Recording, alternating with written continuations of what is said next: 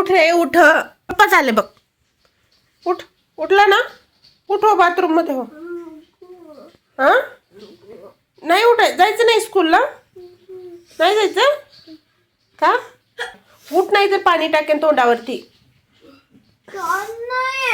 हा बरं उद्या सुट्टी आहे तुला. उठ उठ, उद्या नको जाऊ, आज एक दिवस जा. उठ उठ उठ उठ उठ उठ उठ उठ उठ. नाही म्हणलास तर मी हा बघ फटके देणार आहे घरात बसून. रोज सकाळी अशी काहीशी होते आमची सुरुवात, मुलांना उठा उठा करत करत.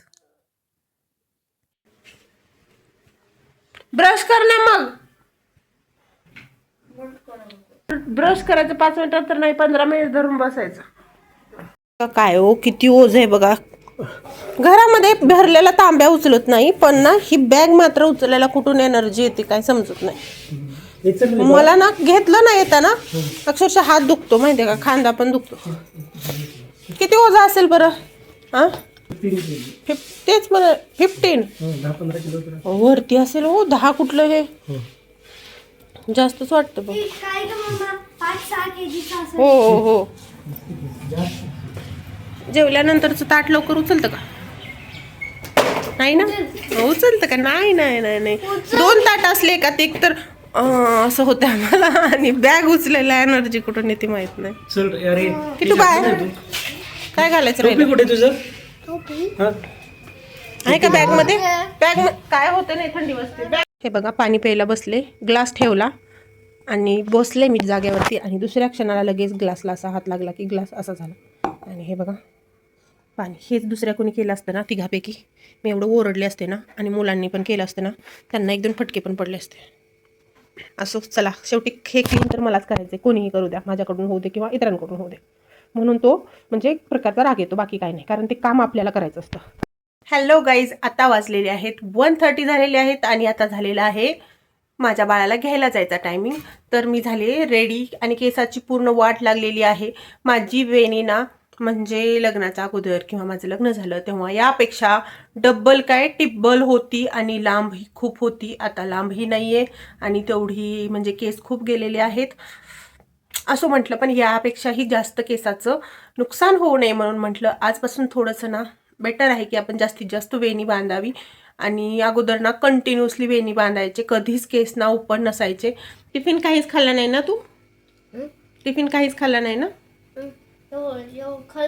काय खाल्लं तू?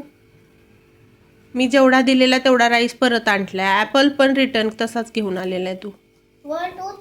टीचरनी नाही ना पाहिलं नाही का तुझं खाल्ला की नाही ते चेक केलं नाही का? तिकडे बसली होती.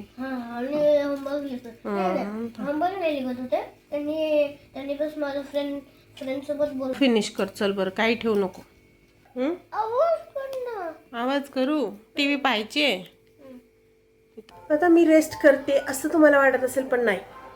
रोज मी त्याला बसून हाताने खायला घालत असते, पण राईस आहे आणि ॲपल आहे, आणि त्याच्या जवळ बसून त्याला प्रत्येक म्हणजे बाईट ना खा म्हटल्याशिवाय तू खाणार नाही, मला माहिती आहे. त्याच्यामुळे आता इथं बसून ना त्याला ते खायला स्वतःच्या हातानं लावायचे. आणि त्याला घाणेरडी सवय लागलेली आहे की मी खायला घालते त्याला, म्हणजे स्कूलमधून आला 1:30 वाजता की मी त्याला हाताने भरवते. त्यानंतर तो जेव्हा संध्याकाळी जेवायला बसतो आम्ही तेव्हा मीच भरवते त्याला. आणि मला पण असं झालंय ना की त्याला भरवल्याशिवाय ना मला पण असं ना जेवल्यासारखं, त्याचं पोट भरल्यासारखं मेन म्हणजे ना मला वाटतच नाही की मी त्याला जोपर्यंत भरवत नाही ना हातानं तोपर्यंत त्याने पोट भरून जेवण केलं असं मला वाटतच नाही. त्यामुळं मी त्याला हातानं भरवत असते. नेक्स्ट इयरला तो फर्स्टला जाणार आहे आणि असं नाही जमणार, म्हणून थोडंसं त्याची सवय मला मोडायची आहे. मग तू त्याला चॉकलेट दिली आणि मला नाही का? का मोठ्यांना गोड लागत नाही चॉकलेट? नको मला, आता जा तिकडे. तू एक पण घेतली होती ना. लागायला लागलं होटलला. मला सांगा अगोदर का बरं दिला नाही? तू त्याला तेवढं दिली, पप्पाचं कॉल का दिली नाही मला सांग. सॉरी. गलती से मिस्टेक, गलती से मिस्टेक, गलती से मिस्टेक, गलती से मिस्टेक, गलती से मिस्टेक. हुर्रे! बोललो तर रे, आयडिया करेक्ट आहे. मेरी उमर है बल्ले, गलती से मिस्टेक. उमर नाही उमर. ते सर म्हणले उमर, उमर म्हणली तू. मी उमर म्हणले. वाव, हे टीचर सांगितलं का काढायला? नाही, मी उद्या एक्झामची प्रिपरेशन केली. कधी आहे एक्झाम? एक्झाम 27 पासून स्टार्ट होणार, पण तरीही आता कुठं पाहिलं? खूप खूप छान आले पण. गुगल मध्ये पाहिले. बरेचसे ड्रॉइंग्स होते, त्या सगळ्या ड्रॉइंगचे एक एक पार्ट घेऊन ते एक एक पार्ट ह्या ड्रॉइंग मध्ये म्हणजे तुला जे आवडले ते मिक्स करून तू केलं का हे? खूप खूप छान आले. हो, नाईस नाईस. ती ड्रॉइंग खूप छान होत चालली तुझी, अशीच करत जा. ओके. काय झाले?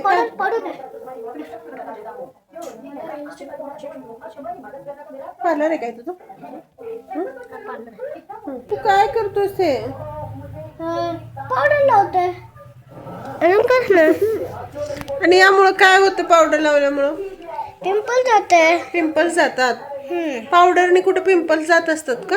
हा, मी मागच्या वर्षी बघितले होते. अरे कुठे पिंपल असं मी पावडर लावलं, अरे कुठे पिंपल असं म्हणले होते ना. हे बिंदी हे काय काढलं बुक्की घालणे मी सांगायला लागलं, घासू नको.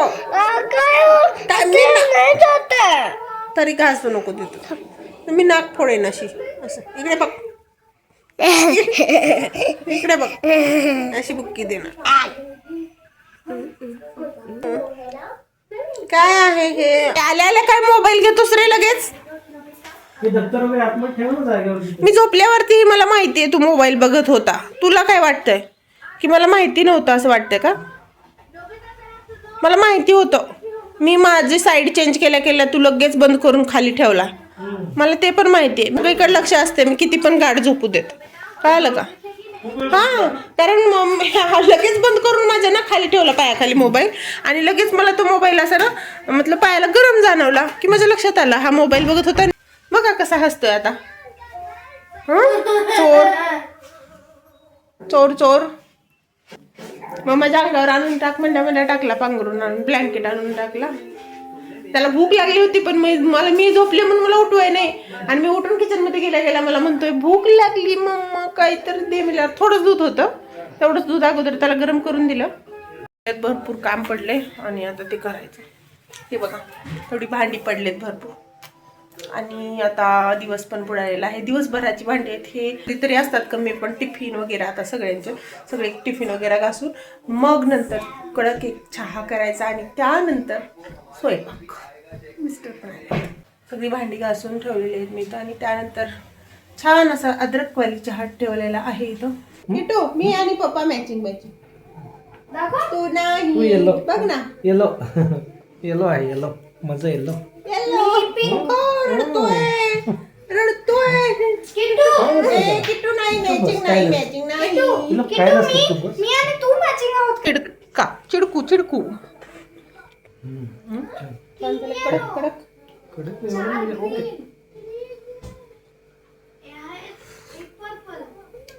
भाजली खूपच, म्हणजे काय सांगू शकतो.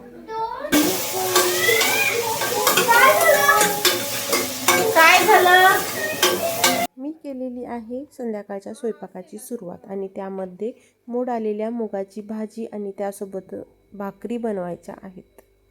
हे ना आईनं दिलेलं तिखट आहे, आणि खरंच एवढा मसाला घातला ना हा की कुठलेच मला ना दुसरे इतर मसाले मी यूज करतच नाही याला. फक्त हे आमच्या इकडे काळं तिखट म्हणतात त्याला, कोणी काळा मसाला, बरेच काय कोणी म्हणतात, पण काळं तिखटच म्हणायचो आम्ही. आमच्या आई तर म्हणायची, मला लक्षात येतं. आणि खरंच खूप छान झालेलं आहे हे. तेवढाच मसाला घालत असते मी कुठल्याही भाजीत, म्हणजे फक्त काळं तिखट. इतरची तर काही गरजच तास नाही. तर आज भाजीला काय बनवते मी तुम्हाला दाखवते.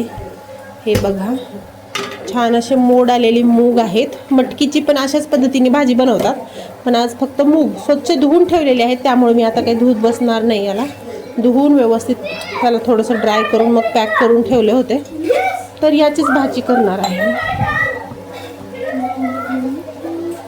आणि मुलंही, आणि म्हणजे आमच्या घरातनं सगळ्यांनाच आवडतं, मुलांनाही आवडतं आणि आम्हा दोघांनाही. याची भाजी खूप आवडते आणि यासोबत फक्त आणि फक्त भाकरी करणार आहे.